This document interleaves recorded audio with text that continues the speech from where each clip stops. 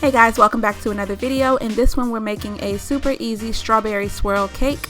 This recipe was originally intended to be for Valentine's Day, but I didn't get it up in time. But of course you can make this any time of the year, so let's go ahead and jump into it. And in order to get started, I'm going to go ahead and prepare both of these cake mixes according to the box directions. So we have a strawberry cake mix as well as a white cake mix.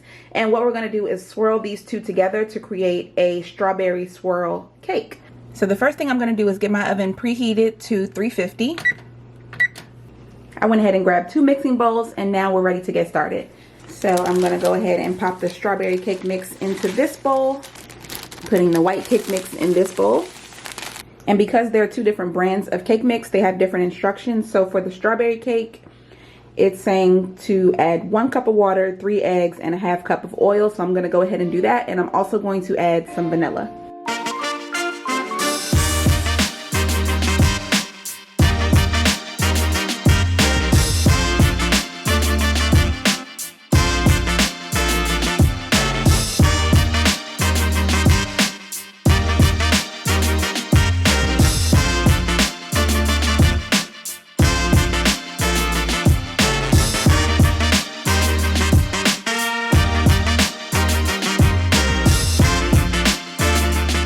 So for the white cake mix, we need 1 1/4 cups of water, a ½ cup of oil, and 4 eggs.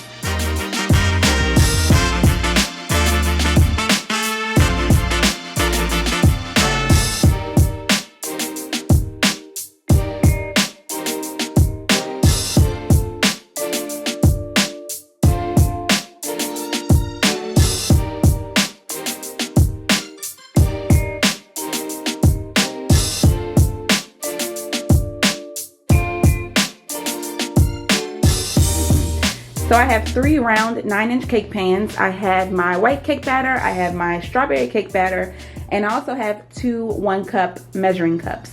So I'm going to designate one of these cups for the white batter and 1 for the strawberry, and then I'm just going to alternate dropping in white and strawberry cake batter into each of these until all the cake batter is done. So in order to keep my cake from sticking, I'm going to use this baking spray. This one is the one that has not only the oil in it, but it also has the flour. So it's perfect for baking, keeps things from sticking. Definitely something that you would want to have on hand if you're going to be doing some baking, but you could also just use regular nonstick cooking spray as well, and that will also work just fine.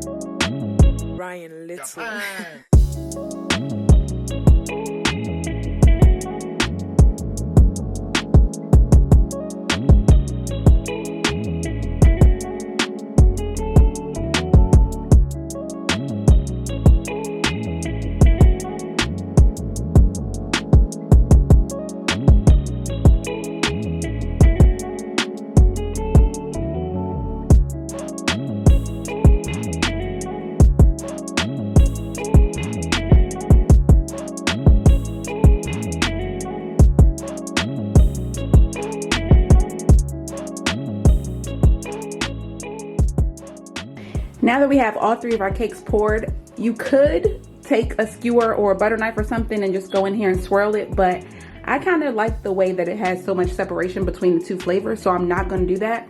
I'm just going to let mine kind of stay how it is and just shake it to kind of level it a little bit. So this is literally all I'm going to do to mine. I'm not going to try to combine it more than it's already combined.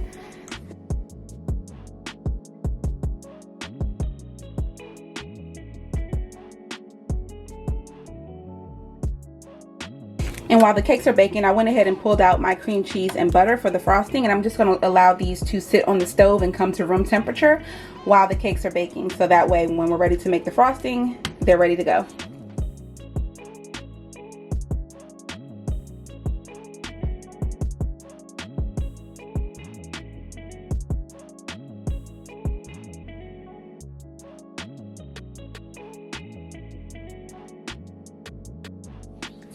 So it's been about 15 minutes since I pulled these out of the oven, and here's a little trick for you.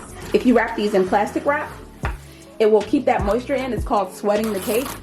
So I'm gonna go ahead and just cover each one of these individually in plastic wrap, and that way it'll lock in that moisture, because steam is gonna develop in here because these are still hot. So that is a great way to make sure that your cakes are going to be moist.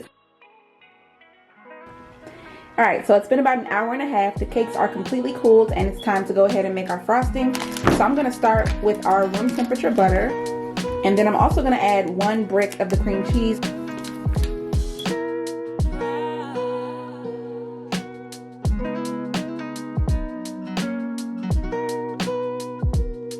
So looking at this, I'm already thinking that we may not have enough cream cheese. So I'm gonna go ahead and add the second block in here, and also gonna add in a splash of vanilla.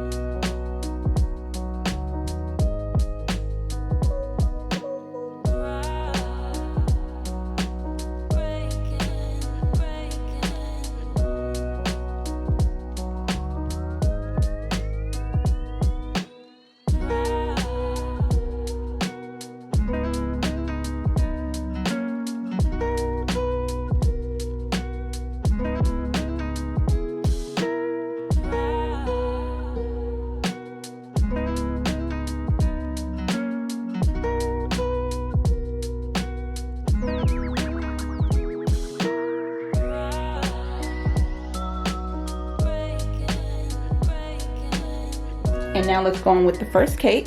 So I'm gonna go ahead and unwrap it. You can see the moisture in there. That's how you know you sweated the cake properly, or sweat the cake properly. I don't know, what's the past tense of sweat? Anyways, here's the cake. I'm gonna go ahead and put this on there upside down.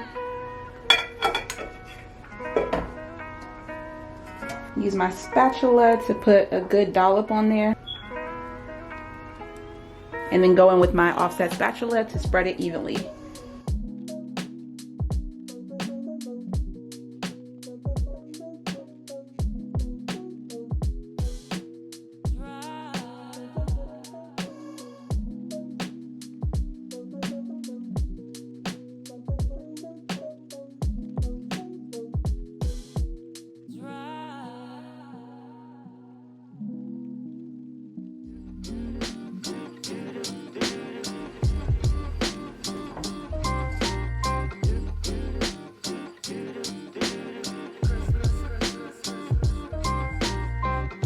So I'm gonna move on the fly. I'm gonna work on the fly here. Because the cake had a hill on top of it, it's kind of splitting in the middle. So what I'm gonna do is take some of the frosting and try to kind of fill that in a little bit.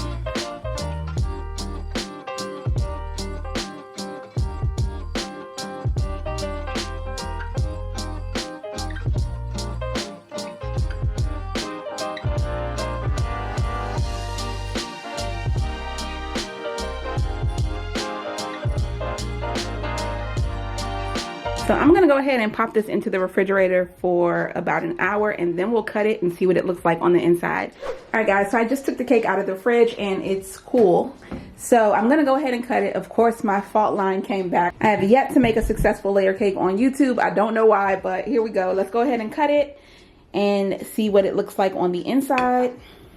You could really do small slices because this is a 3-layer cake. You don't really need a whole lot, but this is what it looks like, you guys. Super good. And look at this strawberry swirl cake. It looks so good, and you guys know it's moist, and the frosting is delicious. Can't wait for you guys to try this. If you do, let me know how it turns out, and of course I'll see you in the next video. Happy Valentine's Day. Bye.